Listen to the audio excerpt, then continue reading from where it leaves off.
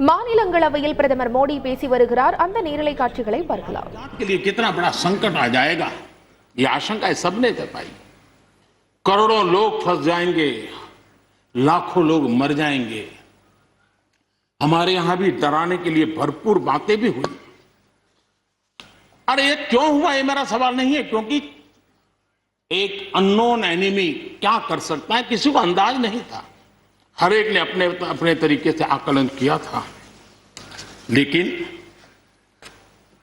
भारत ने अपने देश के नागरिकों की रक्षा करने के लिए एक अननोन एनिमी से, और जिसकी कोई पूर्व परंपरा नहीं थी कि ऐसी चीज को ऐसे डील किया जा सकता है, इसके लिए यह प्रोटोकॉल हो सकता, कुछ पता नहीं था।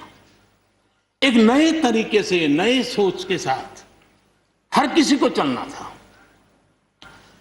हो सकता है कुछ विद्वान सामर्थ्यवान लोग उनको कुछ और विचार हो सकता है, लेकिन था ये कि एक अननोन एनिमी था और हमें रास्ते भी खोजने थे, रास्ते बनाने भी थे और लोगों को बचाना भी था। उस समय जो भी ईश्वर ने बुद्धि शक्ति सामर्थ्य दिया, इस देश ने उसको करते हुए देश को बचाने में भरसक काम किया है। और आज दुनिया इस बात का गर्व कर रही है कि इस वाकई भारत ने दुनिया की मानव जात की रक्षा करने में बहुत बड़ी अहम भूमिका निभाई। ये लड़ाई जीतने का यश किसी सरकार को नहीं जाता है, न किसी व्यक्ति को जाता है, लेकिन हिंदुस्तान को तो जाता है। गर्व करने में क्या जाता है? विश्व के सामने आत्मविश्वास के साथ बोलने में क्या जाता है? इस देश ने किया है। गरीब से गरीब व्यक्ति ने इस बात को किया है।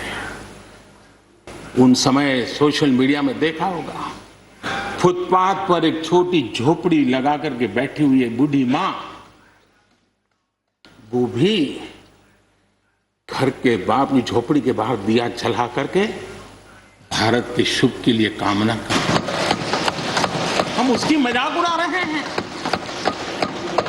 उस भावनाओं का मखौल उड़ा रहे हैं। समय है, जिसने कभी स्कूल का दरवाजा नहीं देखा था, उसके मन में भी देश के लिए जो भी दिया जला करके भी देश की सेवा कर सकता हूं तो करूं, इस भाव से किया था। और उसने देश में एक सामूहिक शक्ति का जागरण किया था,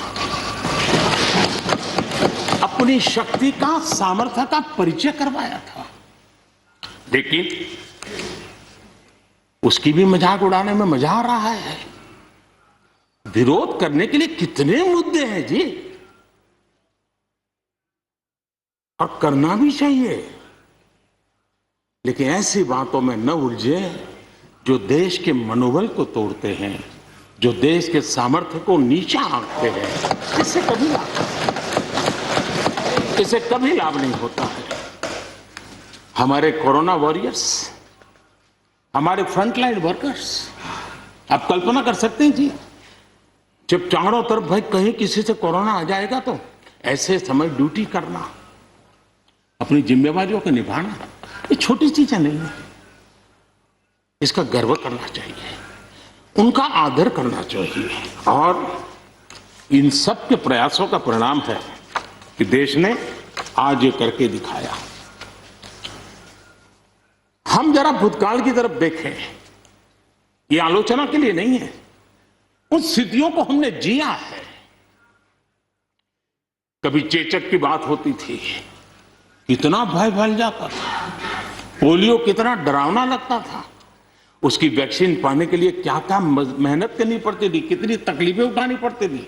मिलेगा, कब मिलेगा, कितना मिलेगा, कैसे मिलेगा, कैसे लगाएंगे, एक दिन हमने बिताए हैं। ऐसी स्थिति में उन दिनों को अगर याद करें तो पता चलेगा कि आज जिनको थर्ड वर्ल्ड कंट्रीज में गिना जाता है, वो देश मानव जात के कल्याण के लिए वैक्सीन लेकर के आ जाए। மாநிலங்களவையில் பிரதமர் மோடி பேசி வந்த காட்சிகளை பார்த்தோம்.